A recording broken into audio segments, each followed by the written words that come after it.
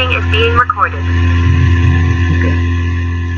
Entonces, muy buenas tardes a todos y a todas. Damos por inicio una nueva sesión del Diplomado de Formación Política, Participación Ciudadana para la Transformación Social, una iniciativa impulsada por el Movimiento Amplio por la Dignidad y la Justicia, Bufete Dignidad y Aviala Soberana. Es una alegría reencontrarnos para dar inicio al segundo módulo de este proceso formativo, en el cual continuaremos fortaleciendo herramientas de análisis político desde una perspectiva crítica, popular y comprometida con la transformación de nuestras realidades. Antes de comenzar, queremos compartir algunas indicaciones para un buen desarrollo de la sesión. Les pedimos mantener sus micrófonos apagados durante toda la exposición. Pueden escribir sus preguntas, comentarios o reflexiones en el chat en cualquier momento. Al finalizar la ponencia tendremos un espacio de diálogo con la facilitadora y antes de concluir compartiremos el enlace de asistencia y la consigna de trabajo correspondiente a esta sesión. Les agradecemos a todos por su presencia, su compromiso, y para presentar a la facilitadora que nos acompañará esta tarde, invitamos a nuestro compañero Santos David, quien es coordinador del Movimiento Amplio, pero además es el director y coordinador del área de formación política del MAD, formado en Humanidades y Filosofía, especialidad Pensamiento Latinoamericano. David, no sé si me estás escuchando. Hola Noelia, gracias también a ti por acompañarnos desde Argentina en esta articulación con Aviala Soberana. Hoy tenemos la dicha de que nos acompaña Isbela Orellana Ramírez. Isbela es de esas voces críticas pero también constructivas que ha ido tejiendo a lo largo de estas décadas que el Movimiento Amplio ha ido haciendo trabajo en Honduras. Han habido profesionales de distintas áreas que se han ido conectando con ese trabajo por la dignidad. Isbela es parte de ese tejido de profesionales con los que nos vamos encontrando y vamos coincidiendo por la dignidad de Honduras. Isbela es trabajadora social, es socióloga y máster en tecnología educativa. Ha sido directora de la Universidad Autónoma de Honduras en el Valle de Sula, ahora UNA Cortés, ¿verdad? Y ha dirigido el programa de posgrado y es jefa del Departamento de Ciencias Sociales.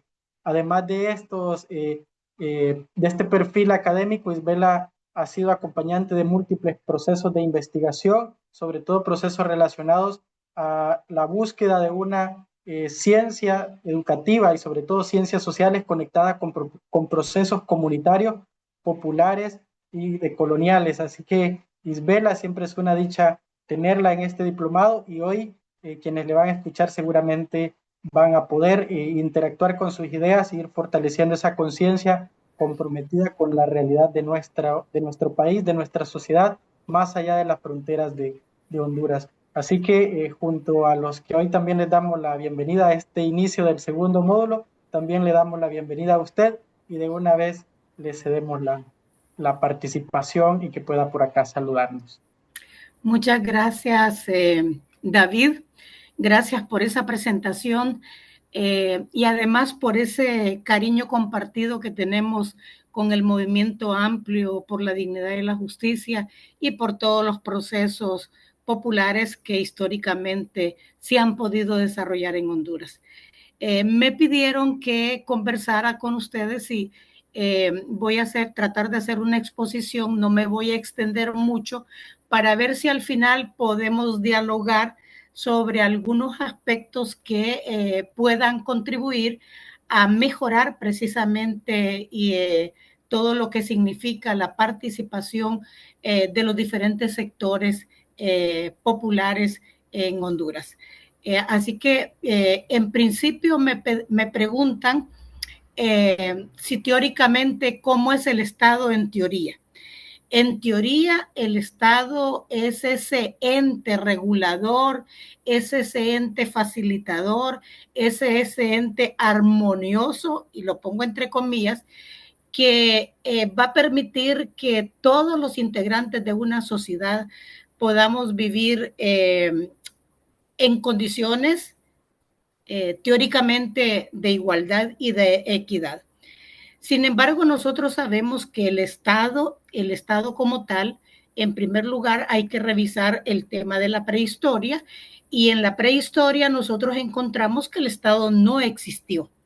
Y no existió porque todos los seres humanos estaban en igualdad de condiciones, pero que en el momento en que la misma sociedad va progresando, pero no solo que va progresando la sociedad, sino que los procesos de producción permiten que se vaya dando el excedente en esa producción, en esa misma medida van a aparecer las clases sociales, va a aparecer la propiedad privada sobre los medios de producción, y va a necesitar a ese Estado garante de los grupos dominantes. Es decir, que el Estado, si somos libres, si tenemos una propiedad colectiva, el Estado no lo necesitamos. Sin embargo, cuando ya hay existencia de la propiedad privada y fundamentalmente cuando existen los excedentes de producción, hay grupos que empiezan a apropiarse de esos excedentes de producción y por lo tanto se va a dividir la sociedad en clases sociales. ¿Cómo vamos a definir entonces al Estado? Ya partiendo de ese ejemplo y de esa práctica cotidiana una vez que pasamos de la prehistoria de la humanidad. Vamos a definir al Estado como la organización política que se instala de acuerdo a la estructura económica con el ejercicio del poder sobre un territorio, una población que con el uso de la fuerza pública mantendrá el control y el orden social. Significa que el Estado necesita fuerza pública, que nosotros la vemos en la práctica. Cada vez que tienen que defender los intereses de determinados grupos, está la fuerza pública para controlar. Y ahorita estoy recordando en la última noticia de este día, que pasó ayer, que es el desalojo de una población en el área de Choloma Cortés, que tenían propiedad sobre la tierra. Sin embargo, ahora se argumenta que son personas externas a la comunidad los que son dueños de esa propiedad. Entonces ahí está la fuerza pública para ejercer el desalojo, pero no solo el desalojo, para entregarle la propiedad, quitarle la propiedad a sus legítimos dueños y entregársela a terceros. En función entonces de la estructura económica, vamos a tener diferentes estados, el estado esclavista, el feudal, el burgués y el socialista, que todos nosotros lo hemos manejado, estos tipos de estados los hemos manejado en la medida en que hemos estudiado ciencias sociales, historia universal, etcétera. Entonces, de acuerdo a esa estructura, los estados van a necesitar y van a tener las siguientes características. Va a haber una división de los territorios, división territorial, tendrá que tener una fuerza pública, el ejército, la policía, van a tener que cobrar impuestos para poder sostener toda esa estructura del Estado. El Estado además va a adquirir deudas para sostenerse, deudas que al final las paga la población, aunque la población no la haya asumido la deuda, y va a necesitar además de leyes que garanticen ese orden y no solo el orden, sino que a los sectores dominantes, la propiedad de los sectores dominantes. Por tanto, el Estado va a responder a la clase económicamente dominante y con la ayuda de su propia estructura, el Estado a esa clase dominante también la va a convertir en la clase políticamente dominante, adueñándose además de todos los medios para la represión, la explotación de las clases oprimidas, campesinos, obreros y los grupos subalternos. Porque normalmente el común denominador de la sociedad a veces establece que si uno no es un campesino o si uno no es un obrero, no es explotado. Pero lo cierto es que en la sociedad en general, si no somos dueños de los medios de producción, pues sencillamente hay explotación. Y ahí hay otro concepto, así rápidamente para mencionarlo, que no solo es el tema de la propiedad sobre el trabajo manual, sino que también sobre el trabajo intelectual. Es decir, que trabajadores somos todos, obreros somos todos, independientemente del área donde estemos ubicados. Entonces, había mencionado el Estado esclavista. Ustedes deben recordar las características de ese Estado esclavista y cómo el Estado esclavista logró que los esclavos al final se liberaran, porque ahí hasta los seres humanos es decir, los dueños de los medios de producción consideraban incluso la fuerza de trabajo, el ser humano, como parte de su propiedad. Entonces, cuando se liberan los esclavos y hay todo un proceso de transición, estamos hablando de siglos de historia de la humanidad, entonces se entra a la etapa feudal. ¿Qué pasa en la etapa feudal? Pues en la etapa feudal vamos a tener ese sistema económico, político y social que va a estar caracterizado principalmente por las relaciones políticas, sociales, sustentadas fundamentalmente entre los vasallos y los señores feudales, y además aparece un elemento muy importante que es el clero, la iglesia, el papel de la iglesia, el papel del clero como parte de todo ese control del sistema. Algunos de los factores que contribuyeron a la decadencia, pues estamos hablando de siglos de existencia del Estado feudal. Ustedes recuerdan cuando en historia nos hablaban del medievo, tiene que ver con ese Estado feudal. Entonces, ese Estado feudal entra en decadencia y en descomposición. Los teóricos del marxismo señalan un elemento muy importante. En el seno de cada sociedad se dan las contradicciones importantes que van a permitir que ese Estado entre en estado de decadencia, valga la redundancia, y en descomposición. Así como sucedió en el esclavismo, que los mismos esclavos se liberaron, en esa misma medida vamos a tener que en la época feudal se va a entrar en ese proceso de decadencia y descomposición, y eso lo vamos a encontrar como un elemento que va a ser vital para esa caída y la decadencia de la época feudal. Va a ser la caída de los imperios. Los imperios que se habían sostenido por siglos, controlando los territorios, controlando a través de la violencia, sobre todo con la guerra, todo el proceso de conquista, expedición, pues esos imperios van a empezar a caer, y con la caída de los imperios también va a entrar en decadencia el Estado feudal. Eso lo vamos a estar viendo nosotros en todo la época que los imperios pudieron sobrevivir en Europa, sobre todo en la Europa occidental, hasta el siglo IX, ya el siglo IX de nuestra era. Además de la pérdida de la Iglesia Católica. Acá es importante que nosotros recordemos que hay movimientos culturales, movimientos religiosos, que van a ir sembrando de alguna manera contradicciones para que la misma iglesia vaya perdiendo el poder, al punto que más adelante nosotros encontramos todo el proceso de reforma religiosa que influye mucho en la caída del poder de la iglesia católica.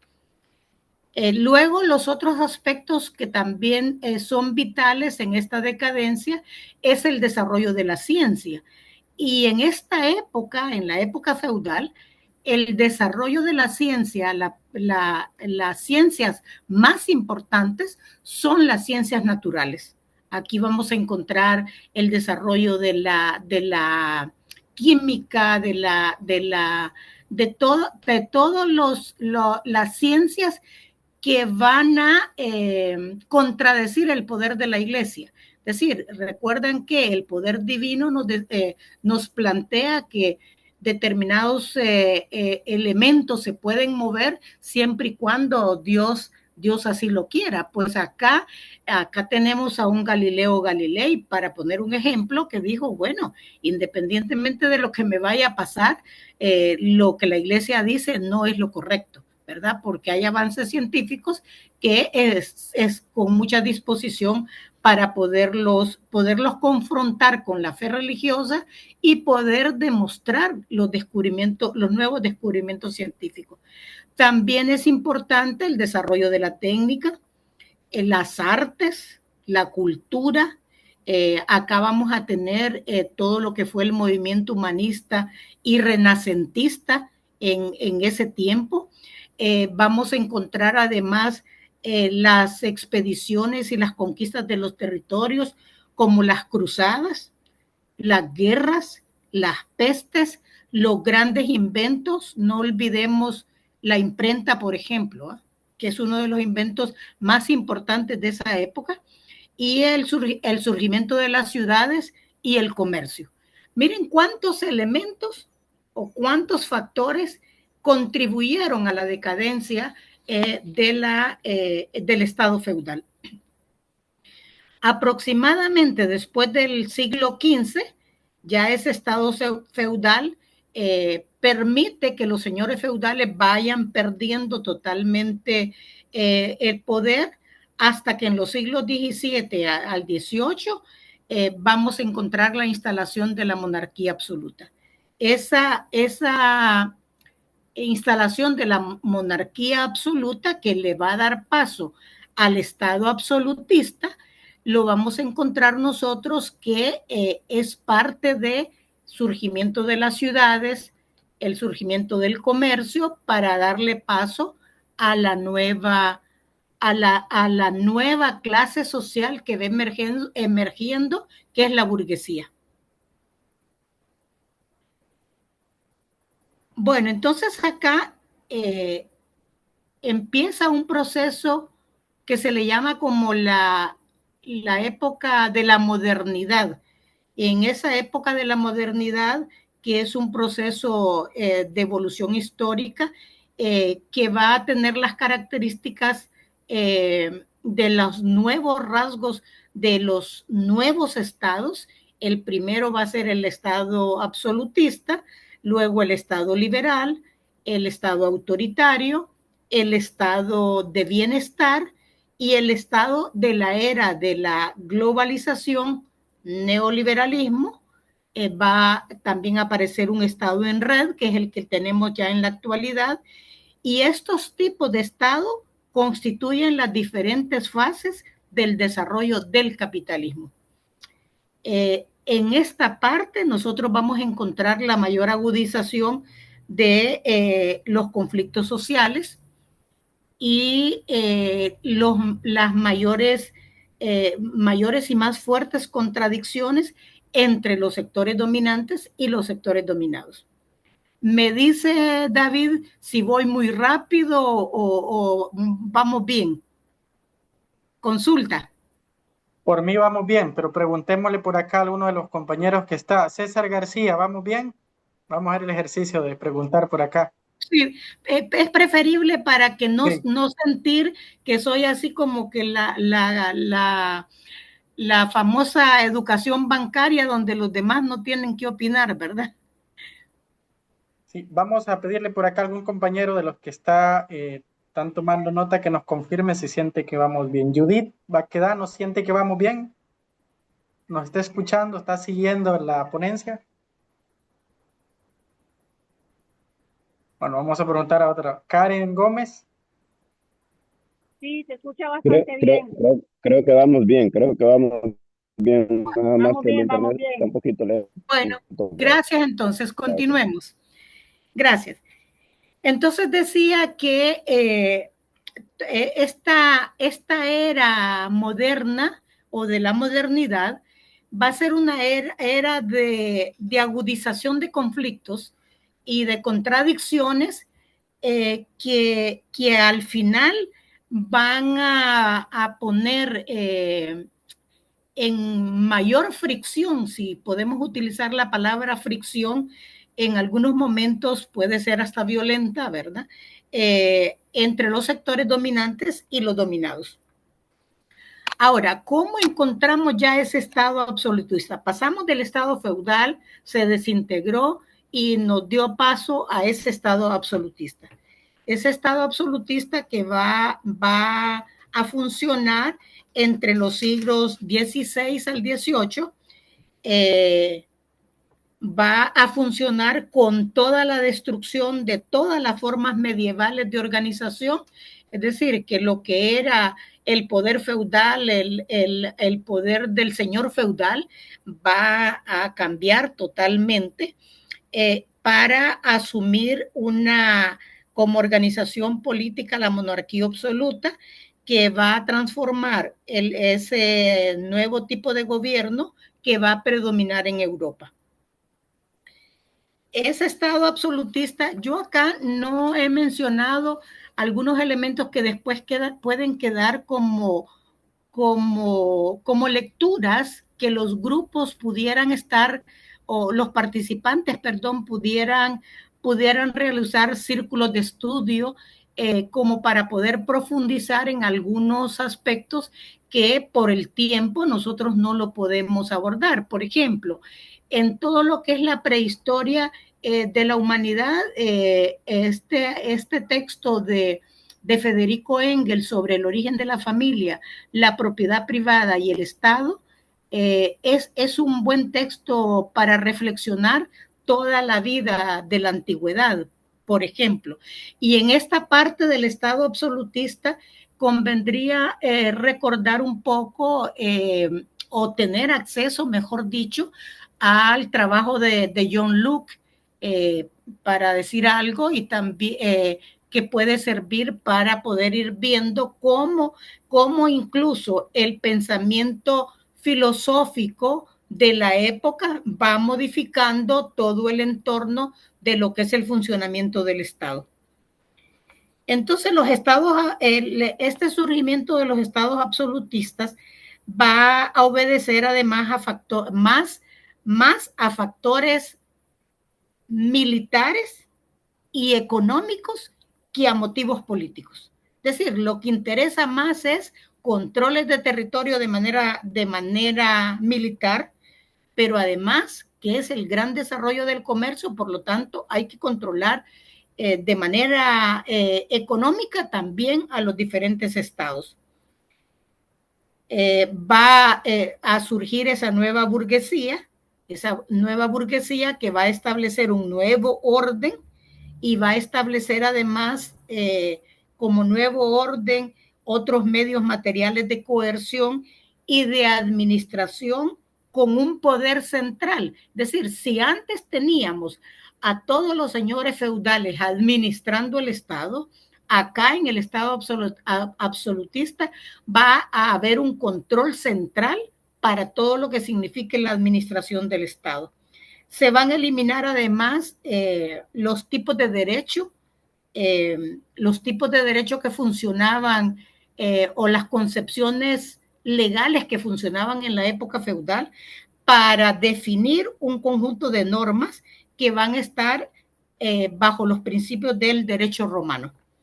Entonces, ese punto es un punto importante para poder visualizar muy bien este estado absolutista. Por eso va a ser sumamente importante en el estado absolutista todo lo que significa el movimientos ideológicos, movimientos científicos, pero más allá de eso, los nuevos o las nuevas concepciones sociales que las va a aportar el movimiento de la Ilustración.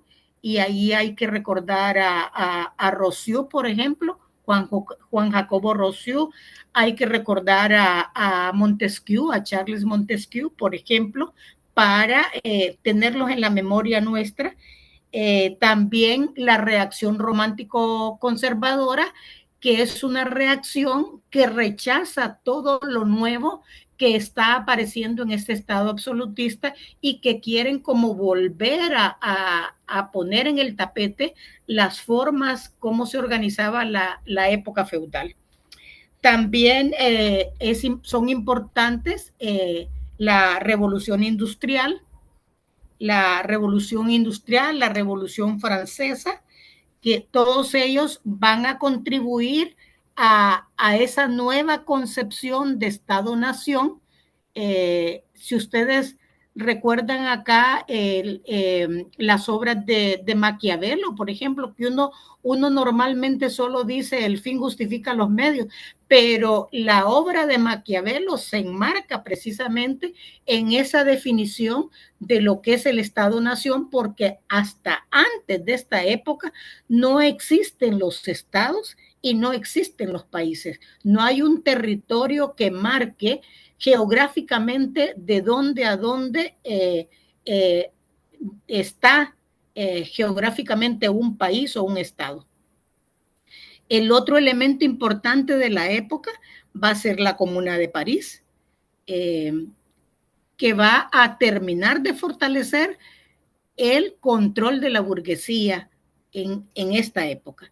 Si recordamos en la Comuna de París, que es uno de los ejemplos más impresionantes que tiene la historia sobre el papel del campesinado, de los sectores populares, pero que al final, después de haber controlado totalmente el Estado, lo pierde porque la burguesía fue, o por lo menos los representantes de la burguesía, fueron más habilidosos para poder controlar todo el movimiento y dejarlo que no fructificara en otro tipo de sociedad. Por eso decía que los estados-nación no existen hasta que vemos todo el desarrollo esto y que van a aparecer los límites territoriales. Entonces, ¿de qué hablamos cuando señalamos ese Estado-nación? ¿Qué condiciones van a permitir, como pregunta para nosotros, qué condiciones van a permitir el surgimiento de este Estado-nación? Pues va a ser importante, por ejemplo, el surgimiento de la fuerza pública, el surgimiento del ejército, de la policía, el cobro de los impuestos, la deuda del Estado, que ya lo había mencionado, y el sufragio. Acá aparece el sufragio y todas las leyes que van a permitir que la burguesía pueda mandar, pueda tener el control de toda la sociedad.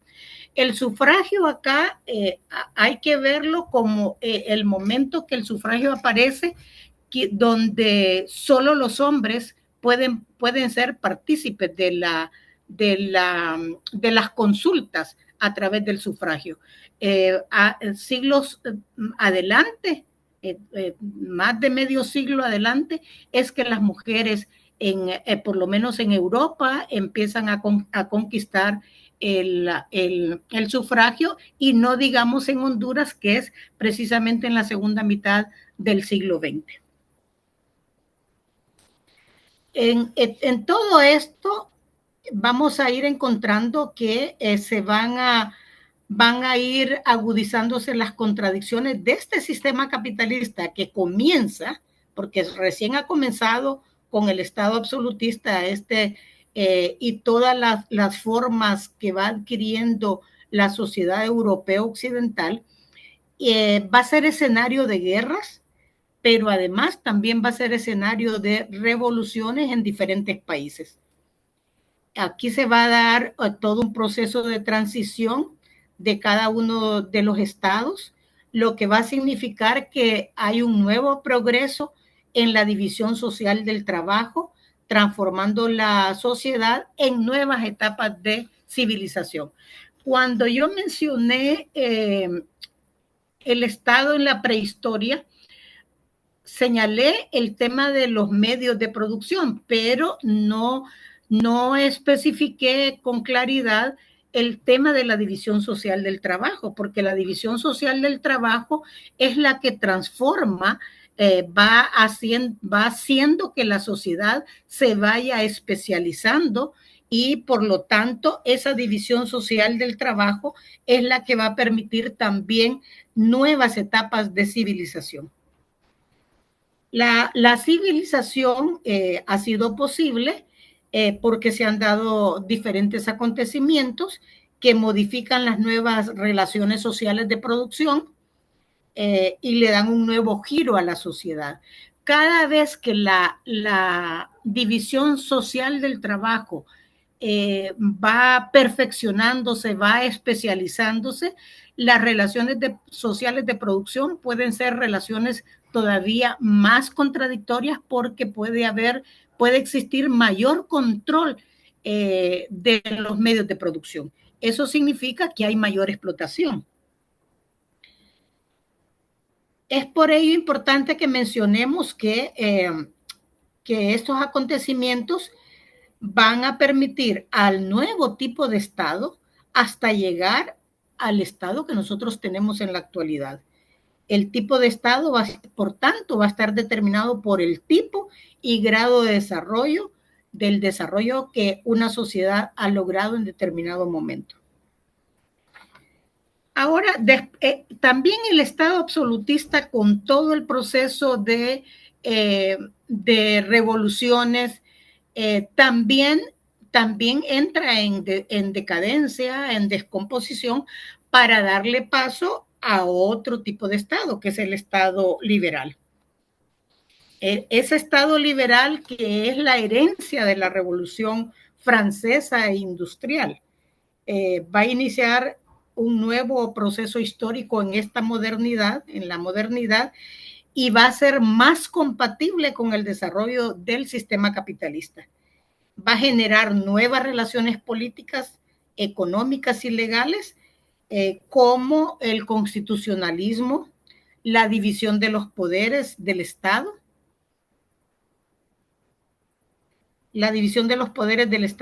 para asegurar, entre comillas, los derechos individuales. El liberalismo surge como un movimiento que va a cuestionar al Estado absolutista, al poder absoluto, al poder divino, y va a propugnar precisamente por tener un nuevo tipo de constitución, va a pretender que se disminuya de alguna manera la intervención del Estado y en todos aquellos asuntos que sean estrictamente responsabilidad de los dueños de los medios de producción.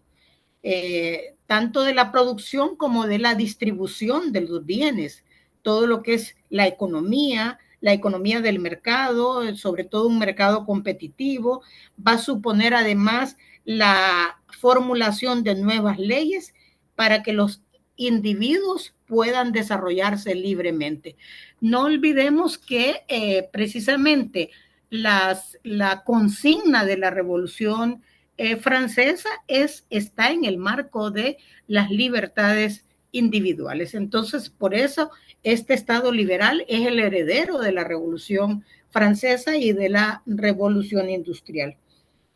Este Estado liberal va a establecer nuevas relaciones Estado-sociedad, y esto va a implicar también la aparición de la sociedad civil.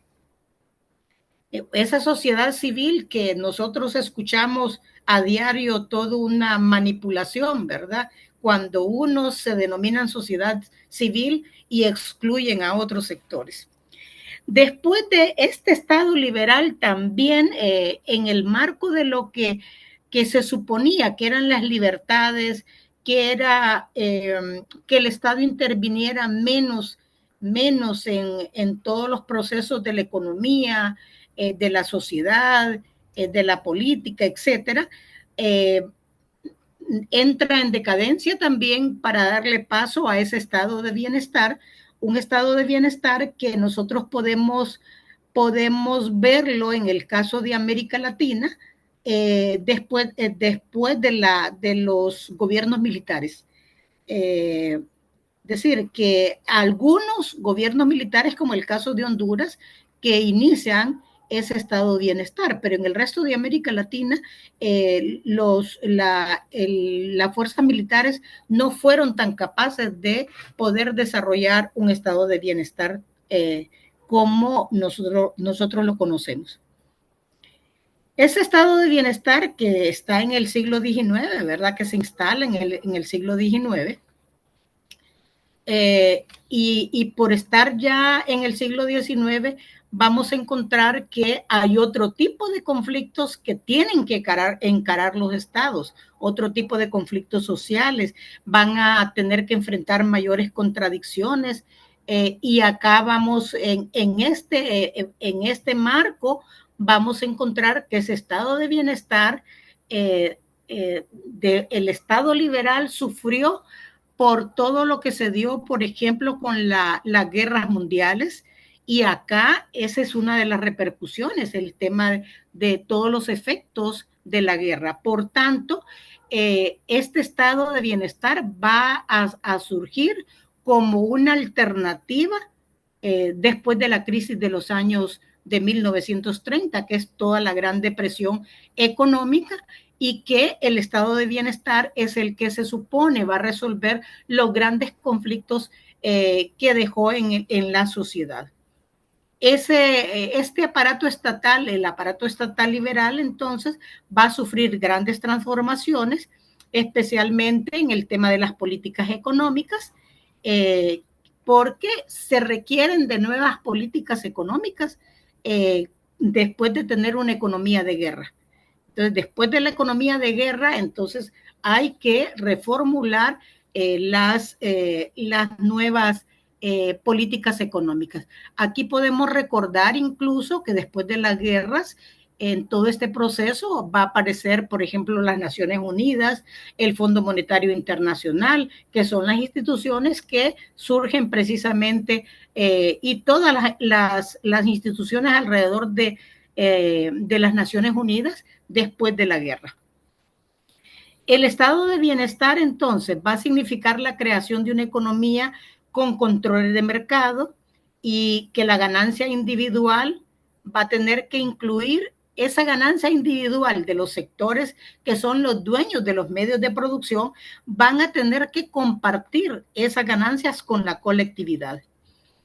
Un capitalismo individualista que no teníamos con la etapa, el Estado liberal, para transformarlo en un capitalismo organizado, incorporando los valores de justicia distributiva para garantizar derechos a niveles mínimos de ingreso, es decir, que la gente no puede sobrevivir sin ningún tipo de ingreso, tiene que haber un ingreso mínimo para la población, alimentación, salud, vivienda y educación para los sectores más desprotegidos. Bueno, eso nosotros decimos un estado de bienestar, que qué bueno que garantizó eso, pero ya hay otro tipo de aspectos que en la actualidad tendrían que estarse valorando. Ese estado de bienestar tampoco convenía al desarrollo del capitalismo. Y entonces el desarrollo del capitalismo determinó que los países no podían seguir viviendo con un estado de bienestar, porque el estado de bienestar generaba mucha dependencia en el seno de la sociedad. Por eso entonces se empieza a aplicar todo lo que es la ideología neoliberal para ponerle fin al estado de bienestar, reducir el aparato estatal y además determinar que el Estado no debe intervenir en los asuntos que ha estado interviniendo, como es en el mercado, en el tipo de economía, en el tema de la distribución de bienes y servicios, etcétera. Entonces, aquí ya empezamos nosotros a tener otro tipo de Estado, que es el Estado de la globalización, el Estado de la era global. Ese estado de la era global en algunos países comienza a partir de los 70, en otros países a partir de los años 80 del siglo XX. Acá es importante recordar con esta era de globalización a Milton Friedman y a todos los Chicago Boys, que son los que plantean precisamente el nuevo tipo de Estado, las nuevas relaciones que deben existir en el Estado y que al final se trasladan al funcionamiento de todos los países a nivel mundial. Se producen, este Estado va a producir grandes cambios mundiales, va a dar paso a una posmodernidad, un proceso de globalización, y no es que nunca hayamos tenido globalización. Nosotros siempre hemos vivido procesos de globalización. Si ustedes recuerdan las cruzadas son un ejemplo claro de globalización.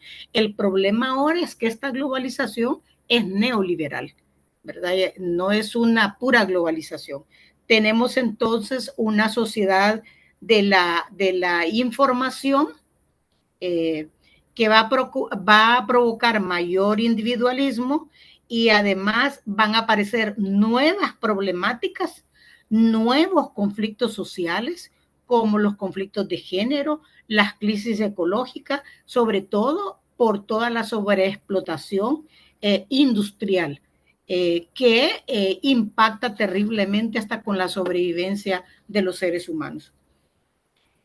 En este estado se van a producir aceleradas variaciones en el mundo del trabajo.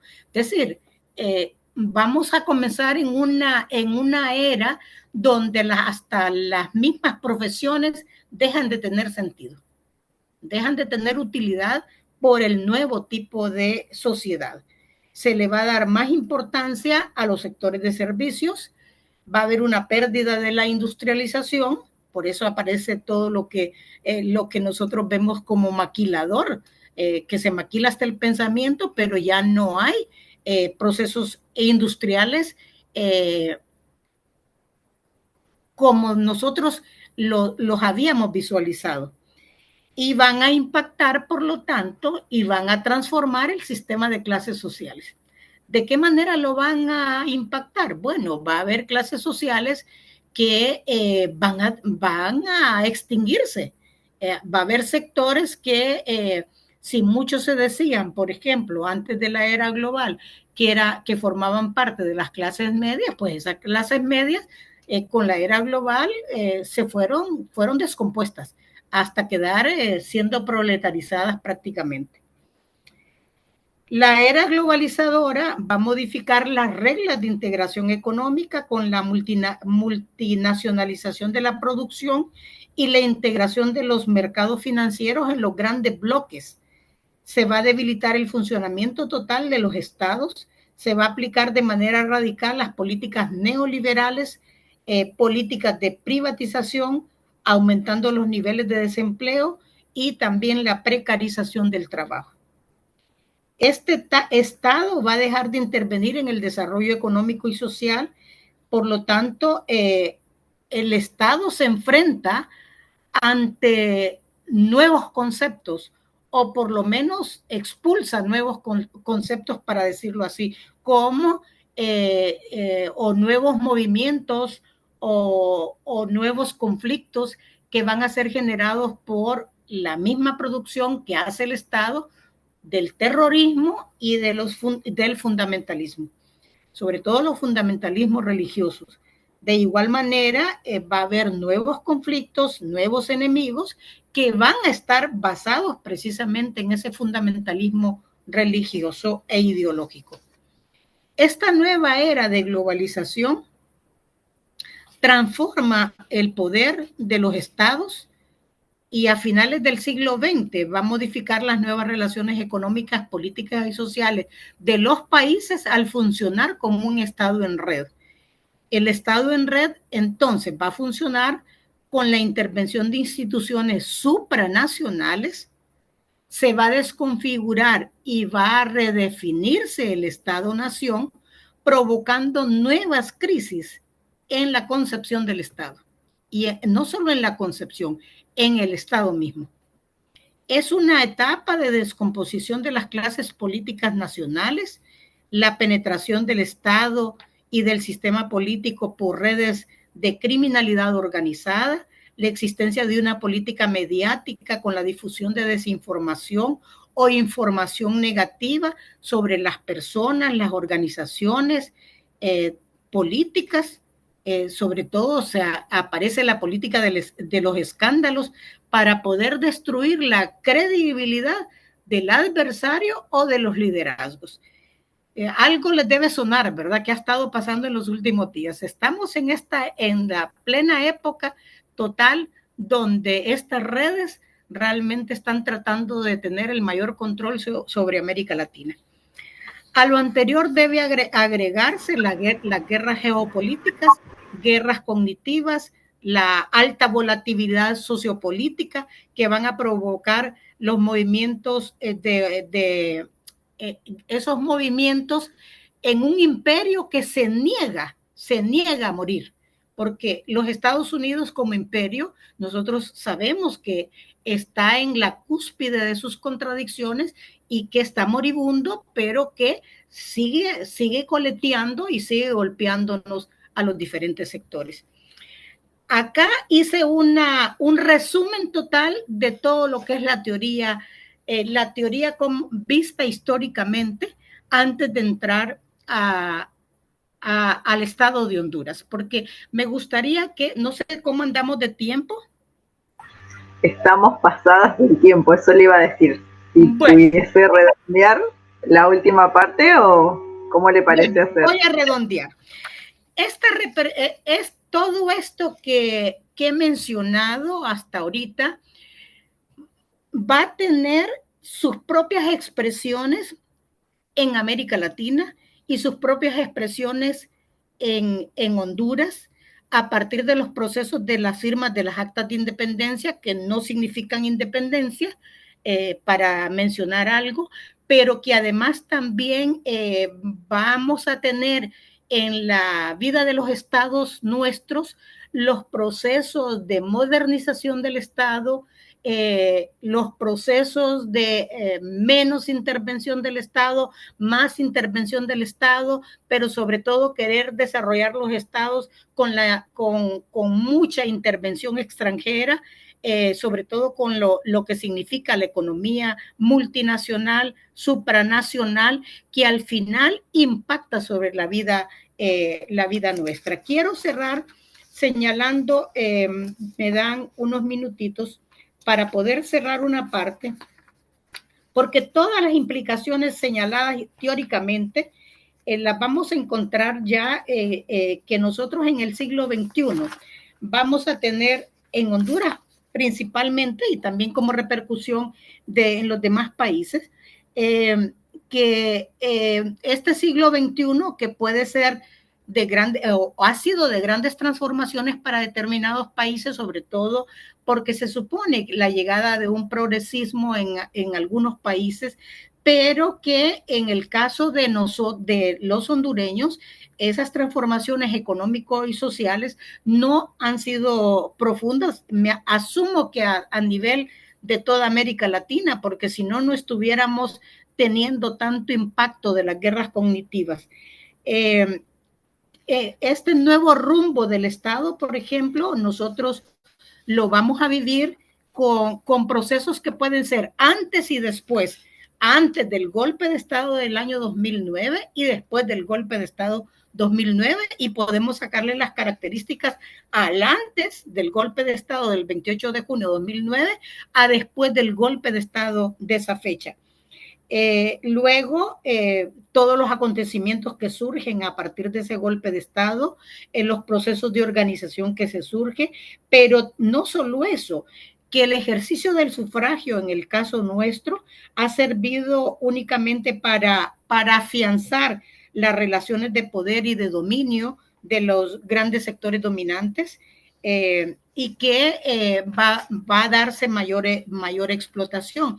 Y obviamente que hay un cierre total. El Estado el Estado como tal es una máquina de dominación. No podemos señalar que el Estado no pueda ser una máquina de dominación. Una nueva configuración del Estado requiere de una nueva reconfiguración de las fuerzas, de las relaciones de producción, de las fuerzas productivas, para tener una sociedad de colectividad. Me quedo aquí para, si hay preguntas, con gusto, o intercambiamos, porque, claro, no me di cuenta en qué momento el tiempo me avanzó totalmente. Le agradecemos, Isabela, por su tiempo, y no hay problema que se haya pasado un poquito, porque nos ayudó también a comprender esa historicidad, ¿verdad? Si no pareciera algo que viene de la nada y por ahí uno no puede relacionar. Entonces ahora abrimos el espacio para las preguntas, y vamos a pedirles también, si alguien tiene algún comentario o una reflexión, que este es el momento, quizás mientras yo voy buscando y leyendo las preguntas. Pueden levantar la mano. Ahí tenemos a Elizabeth Medina. Adelante, compañera. Muy buenas tardes a todos y todas y todes. Escuchaba yo a la maestra y reflexionaba, ¿verdad?, en lo que está pasando en esta era digital, donde están siendo manipulados. Por ejemplo, yo leía un artículo donde Elon Musk, ya sabemos todos quién es Elon Musk, el dueño de X, ¿verdad?, cómo está interviniendo en políticas de países, está interviniendo en crear ese montón de seguidores que crean el caos en esa extrema derecha, ¿verdad? Porque hay que decirlo, es una extrema derecha llena de odio, que usted hasta le da miedo a decir algo que no está a favor de ellos, porque ya lo quieren linchar y quedan en total impunidad. Y vemos que todo queda en la impunidad porque nadie hace nada. Hace poco leí yo que en el Reino Unido están gestionando, ¿verdad?, el cerrar esa cuenta debido a las grandes influencias que tiene él para agitar y hacer vandalismos con esos mensajes de ultraderecha, como les decía, que está provocando este señor.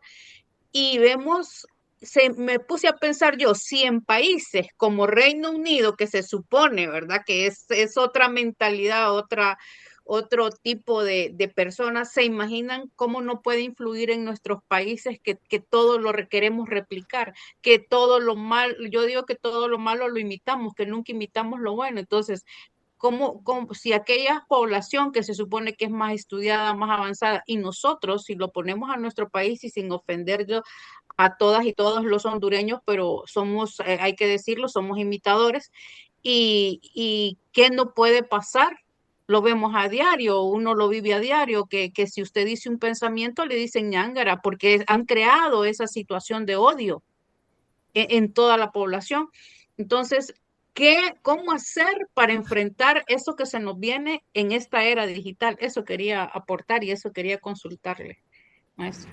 Muy bien, muchas gracias, Elizabeth. Ahí dejó su comentario y su pregunta. Yo voy a leer otra, que es: ¿hacia qué tipo de Estado estamos mutando?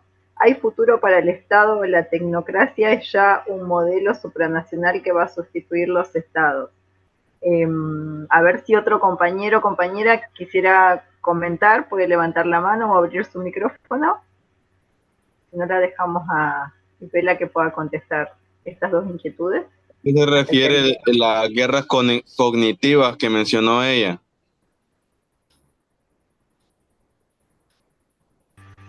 Muy bien. ¿Alguien más?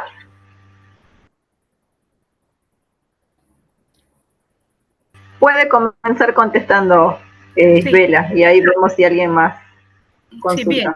Bueno, hay un detalle importante, y es el hecho que nosotros estamos teniendo menos lectura de todos los procesos históricos que se han vivido en los países, y que no deberíamos de estar como cerrando que eso ya es pasado y no debemos conocerlo. Hay que conocerlo porque obviamente que la historia de la humanidad va marcando etapas y nos va dando nuevas lecciones de que vamos enfrentando a diario. Por ejemplo, el estar en una era, esta nueva etapa de esta globalización, que son los estados en red, que son los estados controlados por todas las supranacionales, todas las multinacionales, la influencia de todas ellas a través de todo lo que significa las redes, sobre todo las redes vistas acríticamente, porque ese es el punto, vistas acríticamente, donde funciona los algoritmos, y los algoritmos inmediatamente le trasladan a uno cualquier opinión que, si uno no tiene criterio, lo pueden influir, que eso es lo que nosotros hemos estado viendo en la actualidad. Eso trae entonces a la otra pregunta que me hacían sobre la guerra cognitiva. La guerra cognitiva es la guerra que se hace en las redes sociales. Esa guerra que logra influenciar, influenciarnos a nosotros, por ejemplo, sobre los procesos electorales, para poner un ejemplo. Y Honduras es el laboratorio de América Latina. Miren qué terrible. Nosotros históricamente nos hemos convertido siempre en un laboratorio. Lo fuimos en la década de los 70, en la década de los 80, con permitir el funcionamiento de la contra nicaragüense, la creación de bases militares para combatir todo lo que pudiera ser opinión diferente, o combatir a todos los liderazgos populares. Y ahí tenemos desaparecidos, asesinatos de esa época. Entonces, esa guerra cognitiva es la que nos lanzan todos los días, hasta por los mismos canales, los cables, los sistemas de cable, las redes que nosotros manejamos, Instagram, Facebook, X, etcétera. Cualquier tipo de mecanismo de comunicación, porque ahora son los mecanismos de comunicación, influyen en las formas de pensar, que si no se tiene claridad, si no estamos organizados, si no pertenecemos a una red que contrarreste esas redes supranacionales, entonces vamos a seguir siendo laboratorio de todo lo que está sucediendo a nivel mundial. La otra cuestión importante es, bueno, ¿qué hacer ante todo esto? El qué hacer tiene que ver con retomar los procesos de organización social de todos los sectores populares. No es fácil, yo sé que no es fácil, porque estamos en un momento en que el individualismo ha ganado la batalla, y por lo tanto dejamos de ver todo lo que es lo colectivo, la solidaridad. Aquí estamos en la época del sálvese el que pueda. Entonces, ir trabajando este tipo de elementos que puedan contribuir a ir despertando esa conciencia social, que nos indique que no importa que yo viva cómodamente, pero mientras haya injusticia en la sociedad, mientras haya un compatriota que esté en la calle, que no tenga de qué vivir, yo debo estar motivada para luchar por una nueva sociedad.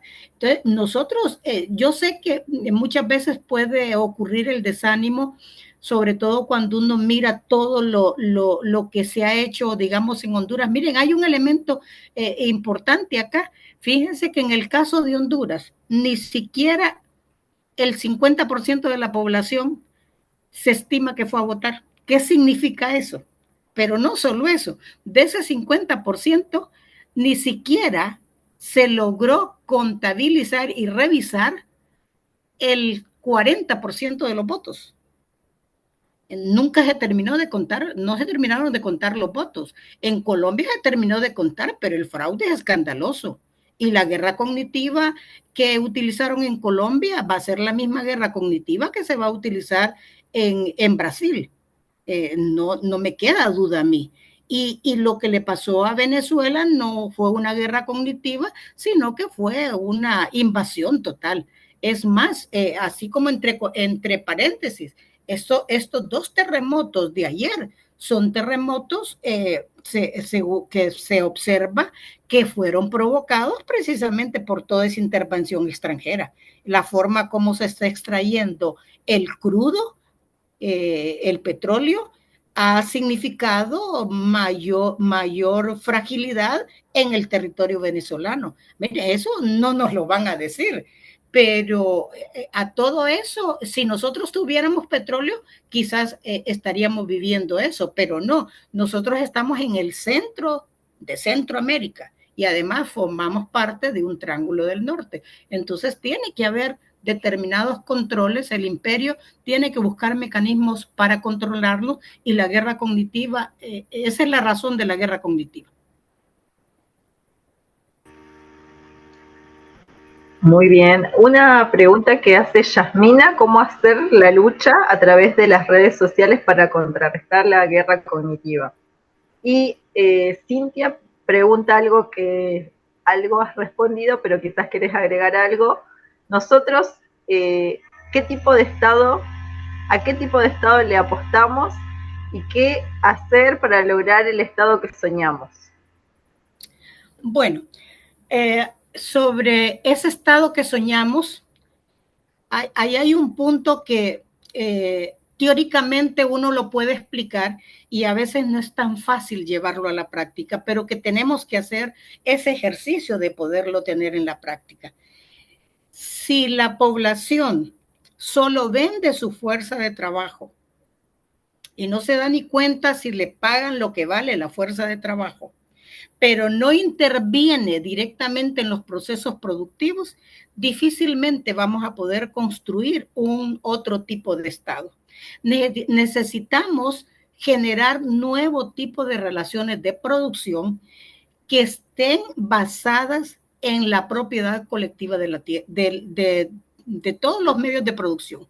Al tener esa propiedad colectiva sobre los medios de producción no es fácil, pero nadie ha dicho que la vida ha sido fácil. Entonces, ese primer experimento implica que nosotros podamos generar mecanismos de administración, de organización y sobre todo de alfabetización. Me van a decir, bueno, ya sabemos leer y escribir, pero es una nueva alfabetización, la alfabetización de la red, la alfabetización de la nueva era. La nueva era, saber utilizar las redes sociales, hasta eso tenemos que apostarle. Si ustedes recuerdan las revoluciones de colores, claro, las revoluciones de colores se generaron en las redes, pero obvio que no fueron los sectores populares los que generaron esas revoluciones de colores, fueron utilizados por el imperio para poder destruir la forma de Estado y de gobierno que existían en ese momento, en esos países. Entonces, al final, la misma población se ha dado cuenta que fue un gran fiasco la bendita revolución de colores porque lo que se hizo fue trasladar a otros sectores dominantes las propiedades. Entonces, eso es importante. Le debemos apostar a construir un nuevo tipo de Estado, pero ese nuevo tipo de Estado debe estar siempre sin olvidar el tema de la propiedad de los medios de producción, la nueva alfabetización o el compartir nuevas formas de capacitarnos, por ejemplo, los círculos de estudio, para ir viendo cómo vamos avanzando en el seno de la sociedad, para poder avanzar también en procesos de organización y buscar mecanismos para unificar a los diferentes sectores que andan así como islitas, ¿verdad? En cada uno de ellos.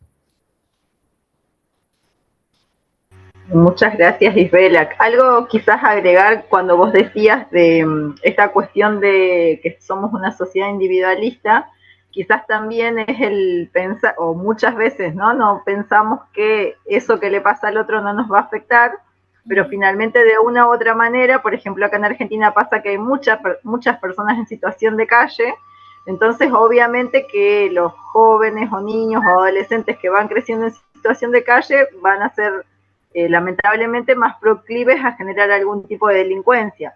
Entonces, aunque sea robo o hurto, digamos, ¿no? De un celular, cosas pequeñas, no grandes robos, pero igual eso va a generar un problema a la sociedad misma que nos está ocupando, ¿no? Entonces también es interesante poder ver que todo lo que, o sea, todo nos va a repercutir. Es imposible que nos salvemos solos, como ellos nos quieren hacer creer. Y acá la compañera dice, Paulo Freire hizo la revolución en Brasil con un pueblo que no sabía leer para poder ganar el poder. Ahí te dejo para que vos le comentes. Sí. Y otro comentario de Karen que dice, ¿qué diferencia cree que existe entre el Estado de antes y el de la actualidad? Bueno, eso creo que está bastante contestado, pero como vos quieras. Sí, bueno, en el ejemplo de Freire, es importante retomar ese proceso de Freire. ¿Por qué? Porque no necesariamente la gente tiene que saber leer y escribir, porque de todas maneras el sistema nuestro nos está haciendo una reproducción de quien ve las letras, dice qué letra es, pero que no comprende lo que está leyendo. No se está generando un pensamiento crítico. Entonces, con Freire nosotros podríamos estar pensando en esos círculos de estudio, en el acompañamiento a los sectores más, yo no quiero utilizar la palabra atrasados, pero más olvidados, como para poder generar esa espinita que pueda demostrarle que tiene capacidades, que tiene competencias y que lo único es que la sociedad no le ha permitido poderse desarrollar. Y esa sociedad que controlan los sectores dominantes, porque no es cierto que la población es tonta, la población no es tonta, pero por ejemplo en el caso de Argentina, y eso es lo que está pasando en todos los países, olvidar la historia. No conocemos la historia, porque con la historia de Argentina uno hubiera creído que un tipo como Milei nunca iba a llegar. Una historia de lucha, una historia que uno admirable con todo lo que, después de todos los gobiernos militares, por ejemplo, pero llega un tipo que únicamente hace su propaganda con la sierra.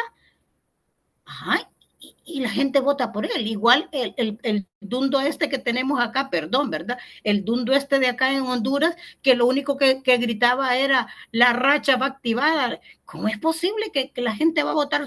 ¿Qué contenido tiene la racha? ¿Qué significa la racha? Pues ahora ya todos sabemos qué significa la racha, que la racha nos está aplastando a todos, incluso hasta la gente que votó por él.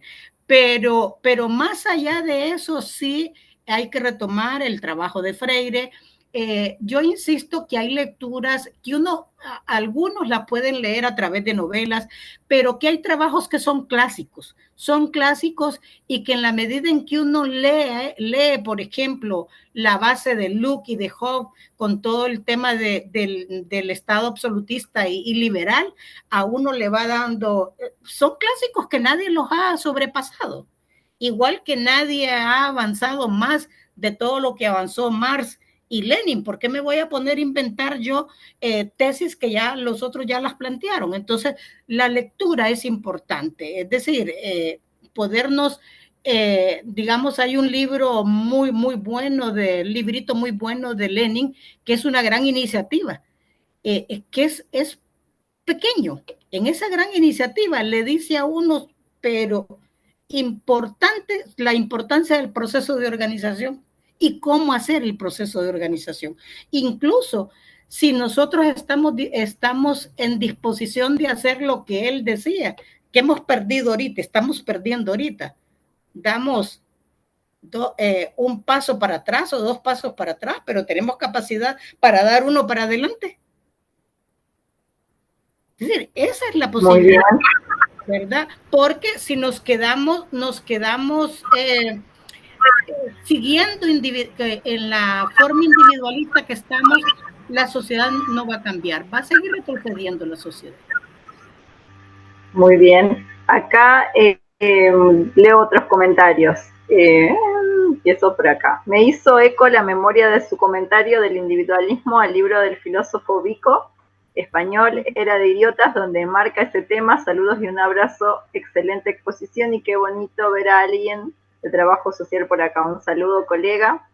¿Qué hicieron bien los nórdicos que nosotros no hemos logrado hacer para alcanzar con esos estados ideales que viven ellos? Excelente expositora, felicidades, muy buena intervención. Parte de la lógica hegemónica es eso, hacernos creer que no sabemos y nos están quitando los espacios de formación, de organización, pero si hemos vivido en resistencia en estos tiempos, no será la excepción.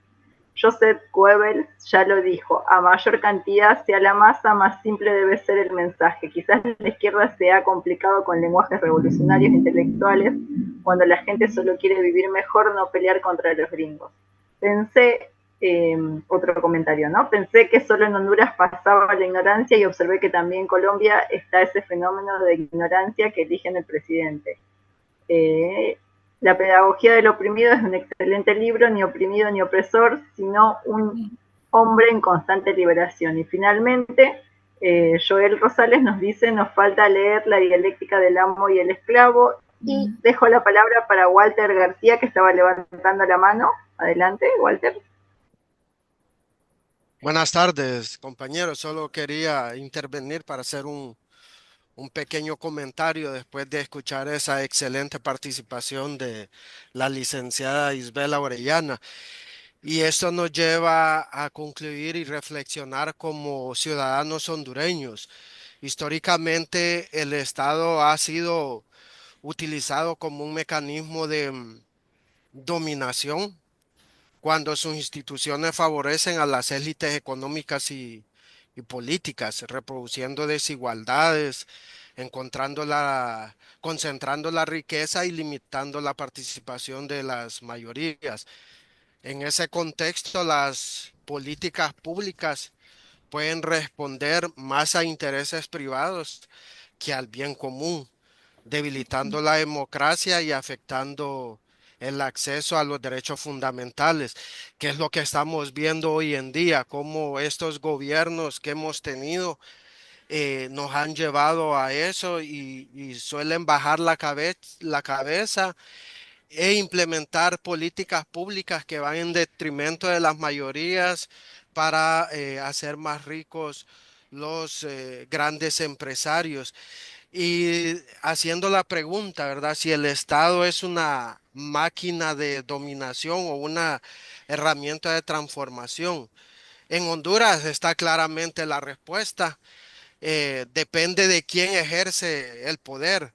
Lo vimos el gobierno pasado, un gobierno de tendencia de izquierda, más progresiva, donde mirábamos una tranquilidad económica, tranquilidad para las mayorías, y hoy en día lo que vemos es una situación bastante compleja para todo mundo, desde las personas que se levantan día a día para atender sus trabajos y poder llevar el sostén a sus familias, donde los grupos campesinos, para tener la lucha sobre el acceso a las tierras, como decía la compañera Isbela, ver desalojos, con una acompañamiento del Estado increíble. Duele como hondureños ver lo que estamos pasando, ¿verdad? Y esto nos lleva a reflexionar que como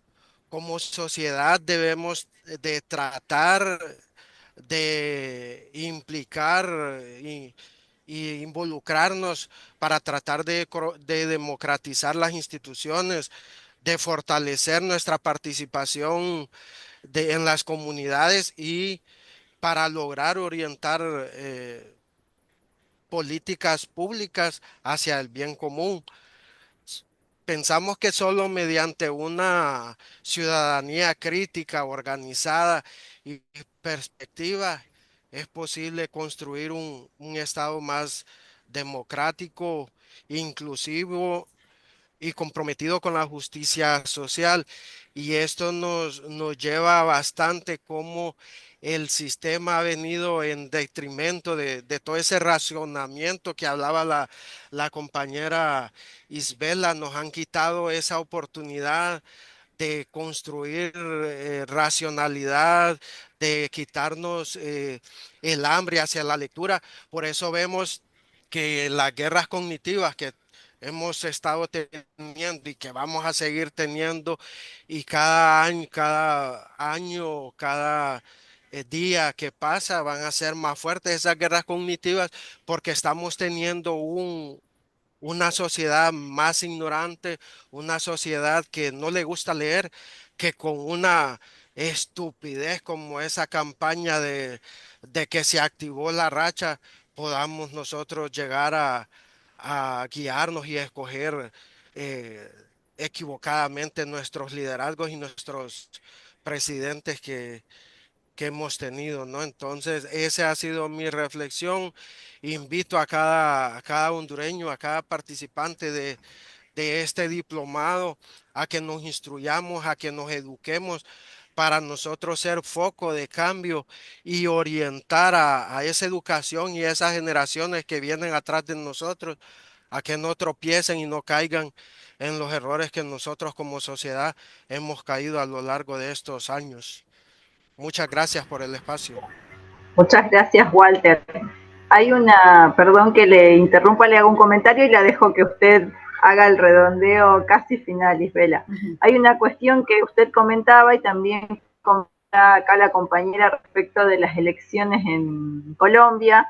Y yo vivo en Argentina, pero voy y vengo de Bolivia o también a veces vivo allá. Entonces, una cuestión por ahí a comentarles es que la diferencia de la sociedad argentina con la boliviana es que en Bolivia los sectores campesinos no consumen demasiadas redes sociales, demasiado internet, demasiados datos. Pero no solo porque es muy caro, sino también por una cuestión que ellos tienen como los principios de no robarás, no mentirás, no serás flojo. Y el no serás flojo es bastante, o sea, bastante que lo tenemos que cumplir todos. Entonces, bueno, el teléfono hace eso, ¿verdad? Que uno se distraiga. Y quizás acá en Argentina hay una sociedad hiperconectada, entonces lo que desde mi visión, digamos, de andar por los dos lados, es que se ha perdido el espacio de socialización física. Y ahí está el problema, más que si vamos a leer, no, porque los campesinos de Bolivia no leen todos, digamos, o sea, o leen como en todo lugar, ¿no? Que tienen mucho trabajo, digamos. Pero sí hay mucha conversación, diálogo, actividad de fiestas tradicionales, o sea, muchos espacios de encuentro físico. Y otra cosa es que hay también toda una política de hacernos creer cosas para que nosotros nos pongamos cada vez más pesimistas. Entonces, esto de Colombia o lo de Perú, en realidad no es, hay muchos trolls, ¿no? O sea, mucha, ¿cómo vamos a decir? Inteligencia artificial y tecnología aplicada a que se haya modificado el voto, o incluso los candidatos de la izquierda dicen fraude. Que eso no lo escuchamos tanto en los medios, entonces se nos hace que la mayoría de la gente ha votado mal, digamos, ¿no? O ha votado por su propio verdugo. Y quizás es que hay fraude y quizás es también que hay manipulación. Acá en Argentina el sector que cuando fueron las elecciones eran a los jóvenes. Y esos jóvenes varones fueron los encargados de convencer a sus papás, a sus madres, a sus hermanos que estaban descreídos de la política que tenían que votar a Milei. Entonces también es algo interesante a pensar cómo nosotros dialogamos de estos temas con nuestro familiar, nuestro entorno, porque a veces uno se nutre y después no lo esparce. Bueno, la derecha tiene la posibilidad o tiene esa capacidad de hacer que estos jóvenes esparzan violencia, odio, resentimiento, etcétera. Solo ese comentario. Ahí la dejo que usted... Sí, hay un tema importante donde va a influir más el tema de las redes sociales. a qué sectores va a influir más, pero si nosotros nos damos cuenta que América Latina, bueno, ahorita Perú, Colombia, Chile, es la línea de la ultraderecha la que tendrá que predominar de acuerdo a la disposición del imperio, tendrá que predominar en América Latina. Pero hay un punto importante que es el tema de conocer nuestra historia. Porque si nosotros no conocemos la historia, estamos condenados a repetir esos procesos que nos han negado los derechos. Por ejemplo, que los jóvenes de ahora no solo es que no quieren leer, es que el Internet ahora, sobre todo el tema de TikTok, de toda... ¿Cómo es posible? Solo nos falta en Honduras que un influencer sea candidato a la presidencia y que gane porque tiene seguidores. Entonces, es muy importante el tema ese de podernos educar, poder entender lo que es la guerra cognitiva, poder socializar lo que usted estaba señalando, que a nosotros, obviamente, que la pandemia nos terminó de apachurrar. ¿Alguien tiene el micrófono abierto? Por favor, Manuel Ludueña, me parece. ¿Alguien tiene el micrófono abierto?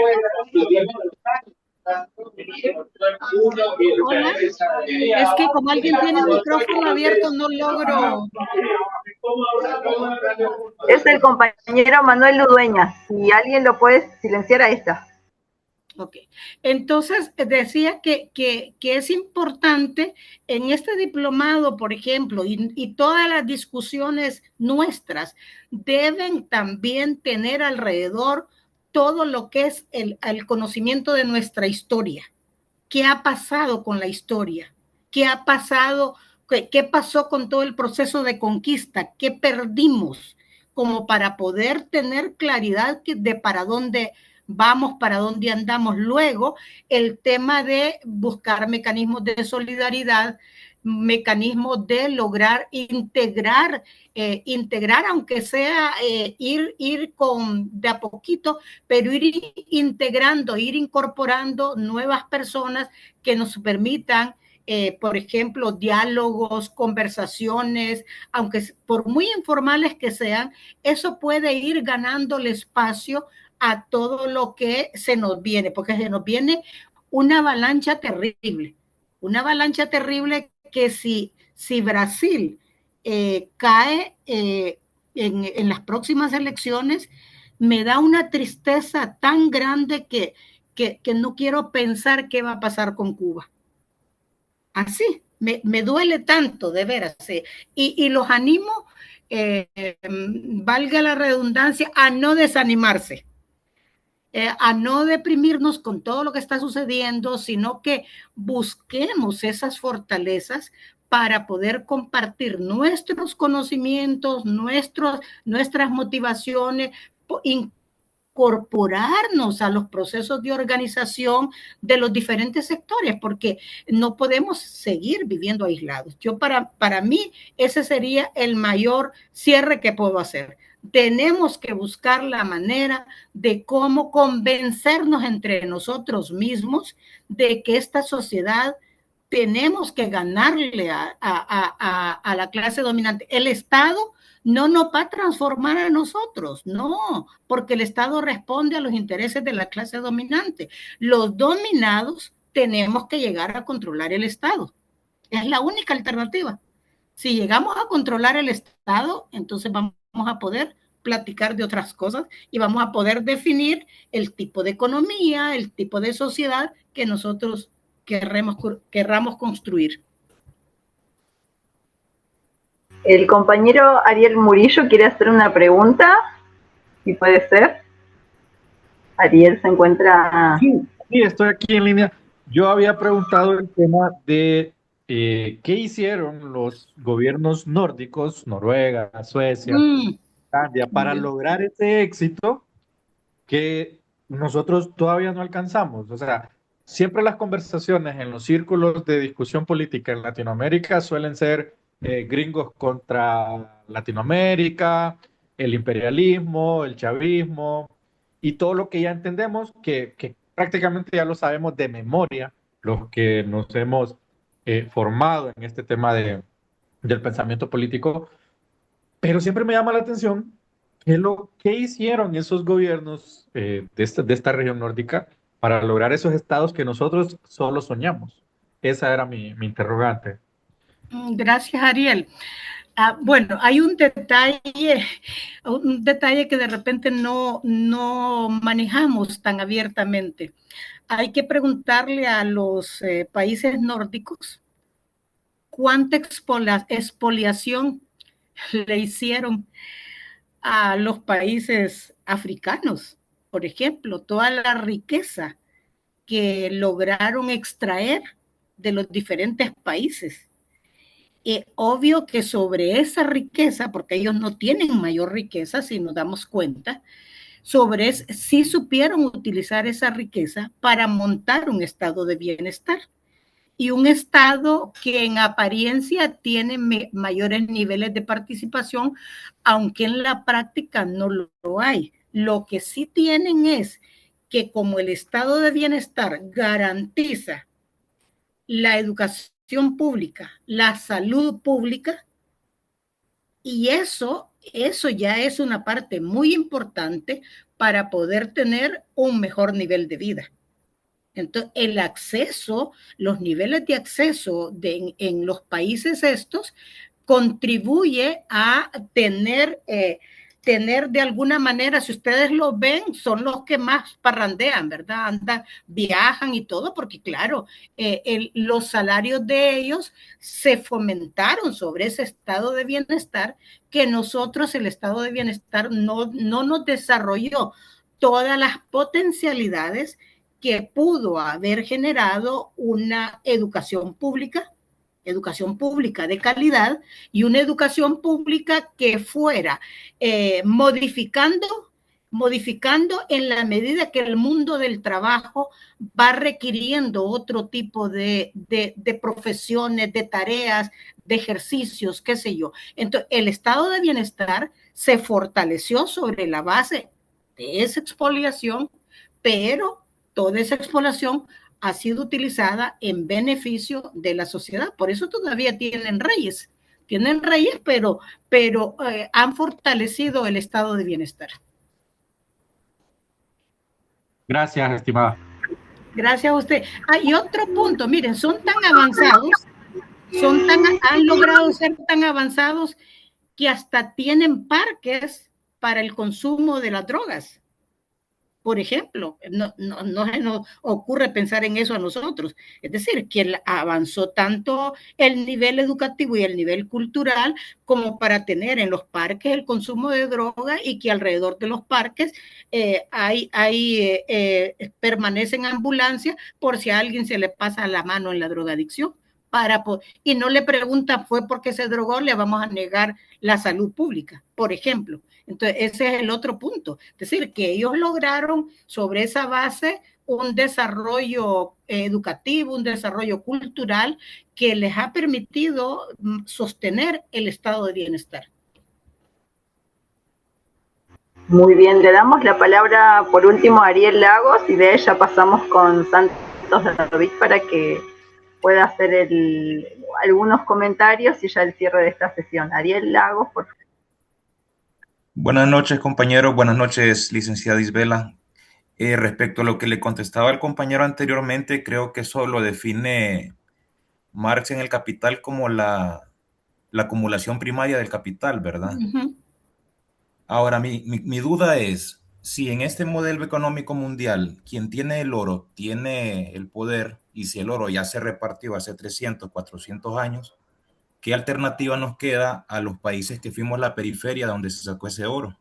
Si el oro ya está en manos de los países poderosos, por así decir, ya está monopolizado. ¿Qué alternativa tenemos la periferia? Bueno, nosotros, particularmente nosotros que para la década de los 60 Honduras fue considerada el granero de Centroamérica, por ejemplo, que no solo producíamos para el consumo, sino que podíamos exportar, tendríamos que volver, porque nosotros ni siquiera tenemos para la subsistencia, no producimos ni siquiera para la subsistencia.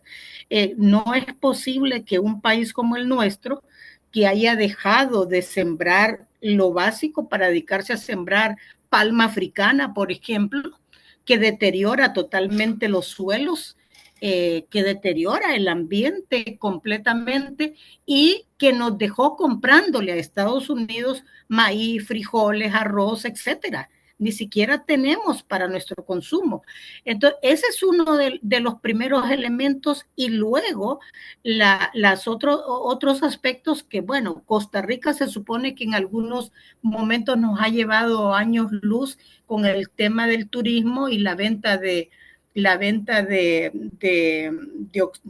oxígeno, ¿verdad? De todo lo que es el aire puro, pero ya Costa Rica ya está teniendo los mismos problemas que tenemos nosotros con el tema del crimen organizado y el narcotráfico. Ver que eso no nos escapa, porque estamos en manos de de multinacionales que se benefician con el crimen organizado y con el narcotráfico, al punto que ahora, de nuevo, ya lo habíamos tenido hace más de 10 años, que una de las fuentes de empleo, una de las formas de conseguir empleo es convertirse en sicario, quitarle la vida a otra persona. Ya Costa Rica lo está teniendo. Pero volver a ser nosotros, a no depender tanto de la exportación de lo básico, ese es un punto que nos puede favorecer. El otro punto es que nosotros, si le consultamos a un economista, a un financiero, ¿en qué gastamos más los hondureños? Gastamos más en artículos suntuarios. Y los artículos suntuarios no los compramos con lempiras, los compramos con dólares. Entonces también es el otro, es decir, somos unos importadores de lujos. Tendríamos que volver, lo que decía Noelia, volver a ver cómo viven nuestros pueblos originarios. Nuestros pueblos originarios que consumen lo de ellos y procuran no envenenarse con todo lo que traen del exterior, para decir algo. Entonces, sí, como que hay que hacer todo un nivel de análisis en la parte de lo que es la economía nacional, no pensar únicamente en la economía de la subsistencia, porque la economía de la subsistencia solo nos va a ayudar para poder sustituir, pero sí pensar en reducir el consumo de lo que no necesitamos consumir, de todo lo que es suntuario. Óigame, cuando uno va a los supermercados de la gente, donde van los más ricos, por supuesto, acá en San Pedro Sula, que es el supermercado Los Andes, uno se queda admirado de que compran las botellas de agua para consumir que vienen del exterior. ¿En qué momento nos embotellaron el agua a nosotros? Si el agua es de nosotros. ¿Y por qué tenemos que comprar el agua embotellada? Pero el colmo, en ese supermercado ni siquiera el agua hondureña consumen. El agua embotellada hondureña viene embotellada de otros países. ¿Con qué lo compraron? Con lempiras no lo compraron con dólares. Usted encuentra los cortes de carne que no son los cortes, son de carne importada. Encuentra toda la clasificación de quesos que usted quiera consumir, que no son nuestros quesos, son importados. Y nada de lo que se importa, y ellos no generan toda la riqueza la genera todo el pueblo. Pero se lo consumen con los dólares que compran con los lempiras que nosotros producimos. Entonces yo diría que ese es un punto en el que debe pensarse en las alternativas de la economía, que tiene que ser una economía popular, una economía donde haya otro tipo de visión de no solo generar para el consumo, sino que Argentina lo vivió un tiempo en la crisis, ¿cierto? En una crisis donde tuvieron que hacer el trueque porque el dinero no era suficiente para la compra de los productos. ¿Cierto, compañera? El uso del sí, trueque. de hecho, ahora, sí, de hecho eso fue en el 2001 y ahora está igual, pero no se ve porque es en redes. O sea, en el marketplace la gente publica todo lo que tiene. Zapatillas, joyas de la abuela, venden muebles. Y también se da esa cuestión de comprar y vender las mismas cosas usadas, porque claro, la gente tiene necesidad de consumir. Y después, como usted dice, entran muchas cosas muy baratas de China, muy baratas, que pueden durar un mes, o los juguetitos de los niños que duran media hora. Minutos. Entonces sí, necesitamos esas economías alternativas y populares que puedan mejorar la economía de las familias. Tenemos que ser creativos ante la tanta crisis. Yo creo que la creatividad nos debería de estar funcionando, o por lo menos estarnos preocupando en pensar en las alternativas para toda la población. Ahí muchas me quedo gracias, porque ya le dio a David el paso. Sí, ahí le agradecemos y ahí le damos el paso entonces a Santos David, que nos va a plantear una consigna para realizar y ya cerramos. Muchas gracias. Gracias. Listo, agradecemos a Isbela, que es parte de los cuadros profesionales que siempre anima este diplomado. Agradecemos a ustedes que han permanecido aquí en esta sesión hasta el final y les seguimos animando a quienes no han enviado la bitácora que la envíen. En este diplomado cada módulo vamos haciendo un ejercicio de síntesis. Les hemos dejado una copia de este libro, no sé si se ve, si se logra ver. Bueno, se los dejamos por ahí en el grupo de WhatsApp. Es un libro que habla sobre activismo mediático híbrido y una de sus conclusiones es que no basta con llevar la lucha social solo a las redes sociales, porque nosotros no somos dueños finalmente de las tecnologías, ¿verdad? Están ahí también como una herramienta que pertenece a otras grandes corporaciones y a otros dueños, pero podemos utilizarlas hasta cierto punto para la lucha social. Y como es activismo mediático híbrido, también no solo podemos quedarnos en la lucha de calle, en la movilización y en la protesta, ¿verdad? Hay que hacer ese híbrido y conquistar y dar el salto a todos los espacios en los que se construye poder y acción popular y construcción del imaginario colectivo de la sociedad. Pero entonces, agradecemos que esta sesión nos ha ido llevando a esa temática muy actual. Agradecemos a Isbela que siempre desde su formación docente nos trae esta reflexión para profundizar en los debates de nuestro diplomado. Les vamos a pedir, antes de cerrar la sesión, que enviemos un mensaje de solidaridad con el pueblo de Venezuela. Ustedes saben que ahorita mismo Venezuela está en una situación de alta vulnerabilidad por los recientes 2 terremotos que sucedieron en el mismo momento, que ha dejado enorme cantidad de personas fallecidas, una infraestructura ya destruida y pues nosotros seguramente no tenemos los recursos como los tiene la comunidad internacional. ¿Qué nos queda hacer como organizaciones aliadas del continente? Pues utilizar los medios de comunicación para enviar un saludo de solidaridad, de fraternidad en este momento y sobre todo para exigir a la comunidad internacional que se haga presente, que esos recursos que han estado destinando para la guerra en otros espacios los ponga al servicio de estas misiones de rescate que ahora mismo están necesitando Venezuela. Si les parece, encendemos las cámaras todos y todas. Esta parte de este mensaje lo vamos a circular por las redes sociales, lo vamos a hacer llegar al Centro de Formación Simón Bolívar en Venezuela y lo vamos a circular también por todas las redes sociales. Así que les pedimos que encendamos la cámara y que este diplomado también nos vayamos conectando con las grandes realidades que están sintiéndose hondo y sufriente en distintas latitudes de este continente. Entonces, Giliana, cuando usted nos indique, comenzamos. Bueno, sí, Santos, Pues yo creo que desde el Movimiento Amplio, desde el Bufete de Estudios para la Dignidad, desde Avia Yala y desde todos los que somos parte de este diplomado, pues enviamos un abrazo, un saludo de solidaridad, de fraternidad, de profundo sentido humano por el dolor que está sufriendo Venezuela.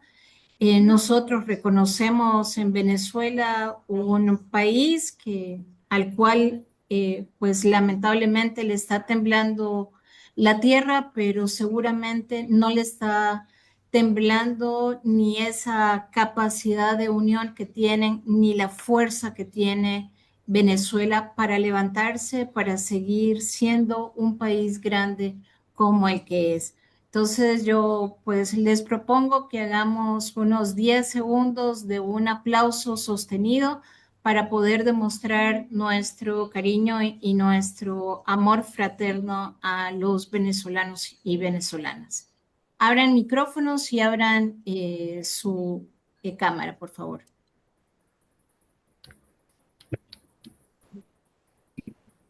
Venezuela vive, la lucha sigue. Adelante, compañeros y compañeras, desde Honduras, desde el Movimiento Amplio por la Dignidad y la Justicia y todos nuestros territorios organizados, fuerza con ustedes y en memoria de todos y todas los que han fallecido en esta tragedia y en todas las luchas de Venezuela, venceremos. Así que enviamos este saludo de solidaridad para con ustedes, compañeros y compañeras.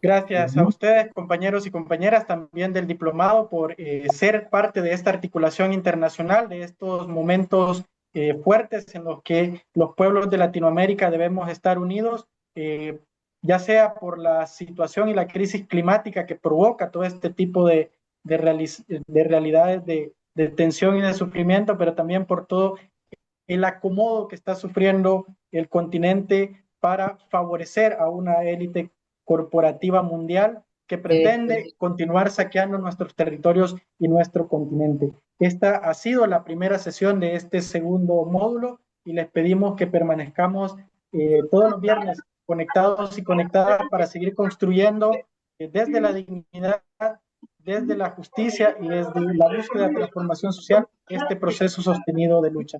Vamos a seguir manteniendo la cámara encendida para que podamos hacer las capturas que hacemos siempre los viernes de este proceso de formación. Así que encendamos la cámara, los que la apagaron, para que podamos hacer la captura de pantalla respectiva de este viernes.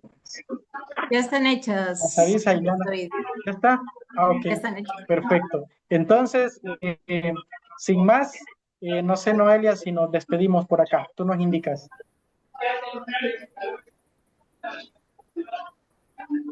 Ok, nos despedimos entonces. Gracias, Isabela, y gracias a todos y todas que nos conectamos. Buen fin de semana y sigamos ampliando esta formación, esta información en otros espacios, por otras redes y por otros medios para vernos el próximo viernes con mayor ímpetu en esta jornada de formación. Hasta luego, compañeros y compañeras, y continuamos.